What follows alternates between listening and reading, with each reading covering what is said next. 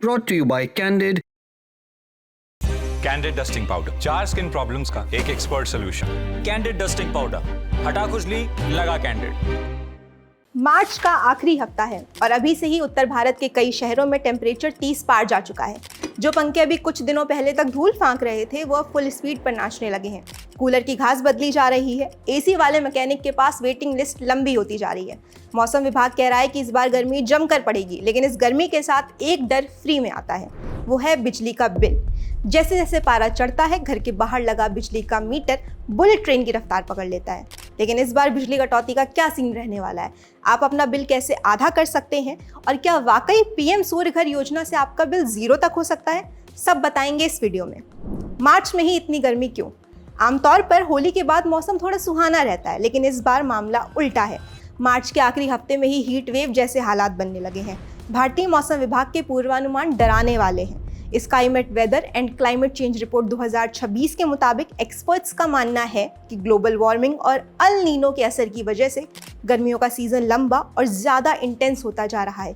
जब टेम्परेचर अचानक बढ़ता है तो बिजली के उपकरणों पर लोड भी बढ़ जाता है। पुरानी वायरिंग और पुराने अप्लायंसेस इस बड़े हुए लोड को झेल नहीं पाते। इससे न सिर्फ बिजली ज़्यादा खर्च होती है, बल्कि शॉर्ट सर्किट का खतरा भी बढ़ता है। पावर कट और ग्रिड की तैयारी, इस बार ज़्यादा रहेगा अंधेरा। हर साल सरकार दावा करती है कि इस बार बिजली की कोई कमी नहीं होगी, लेकिन जैसे ही डिमांड बढ़ती है, अघोषित बिजली कटौती शुरू हो जाती है। इस साल बिजली मंत्रालय ने अनुमान लगाया है कि पीक डिमांड 260 गीगावाट को पार कर सकती है। बिजली विभाग ने सभी पावर प्लांट्स को कोयले का स्टॉक फुल रखने का निर्देश दिया है। पर अच्छी बात यह है कि देश में अब रीन्यूएबल एनर्जी का हिस्सा बढ़ा है। इससे ग्रिड पर दबाव थोड़ा कम हुआ है। फिर भी लोकल लेवल पर ट्रांसफार्मर फूकने या तारों के जलने की वजह से पावर कट हो सकता है। बिल को बुलेट ट्रेन बनने से कैसे रोके? अगर महीने के आखिर में बिजली का बिल देखकर टेंशन में नहीं आना तो 5 काम आज ही निपटा लें। पहला काम, एसी की सर्विसिंग कराएं। गंदा फिल्टर कंप्रेसर पर दबाव डालता है, जिससे वो 25 से 30% ज़्यादा बिजली खाता है। दूसरा काम, पुराने पीले बल्बों को हटाकर एलईडी लगाएं। तीसरा काम, फ्रिज को दीवार से कम 6 इंच दूर रखें ताकि उसकी गर्म हवा आसानी से बाहर निकल सके। चौथा काम, उन सॉकेट्स को बंद रखें जिनमें प्लग लगे हैं लेकिन इस्तेमाल नहीं हो रहे। ये जान लीजिए कि स्टैंड बाय मोड भी बिजली खाता है। पांचवा और सबसे ज़रूरी काम, अपने घर की अर्थिंग चेक कराएं, क्योंकि लीकेज करंट अक्सर बिजली के बिल को बेवजह बढ़ा देता है। एसी 18 डिग्री पर नहीं 24 पर चलाएं। ज़्यादातर लोग सोचते हैं कि एसी को 16 या 18 डिग्री पर चलाने से कमरा जल्दी ठंडा होगा। ये पूरी तरह गलत है। एसी का थर्मोस्टेट सिर्फ ये तय करता है कि कंप्रेसर कब बंद होगा। अगर आप एसी को 24 डिग्री पर सेट करते हैं तो ये शरीर को भी आराम देगा और बिजली भी बचाएगा।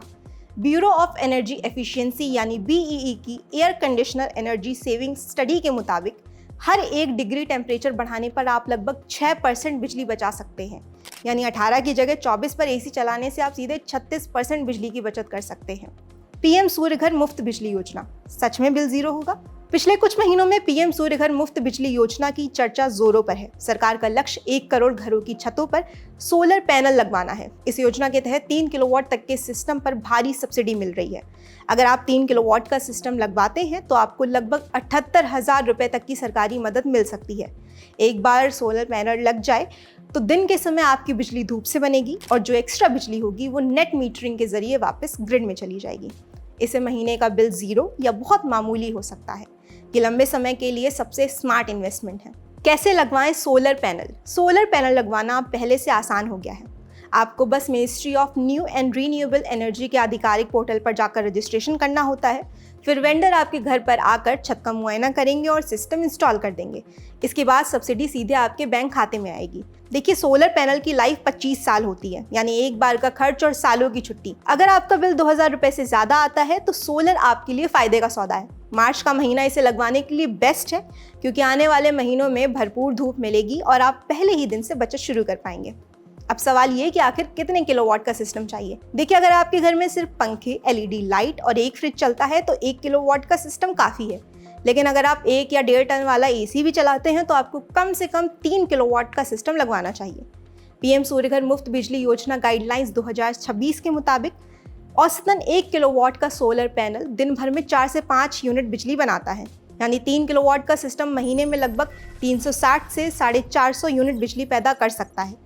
अगर आपका महीने का बिल 300-400 यूनिट के बीच में आता है तो 3 किलोवाट का सिस्टम आपके बिल को 0 के करीब ला सकता है।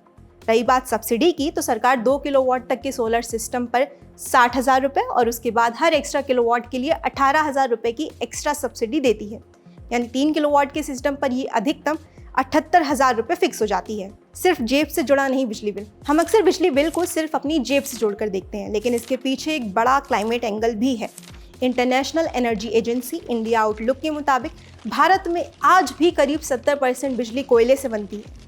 हम जितनी ज़्यादा बिजली फूकेंगे उतना ज़्यादा कोयला जलेगा और उतनी ही ज़्यादा गर्मी बढ़ेगी। ये एक ऐसा चक्र है जो कभी खत्म नहीं होता। इसलिए एनर्जी एफिशिएंसी सिर्फ बचत नहीं बल्कि जिम्मेदारी भी है।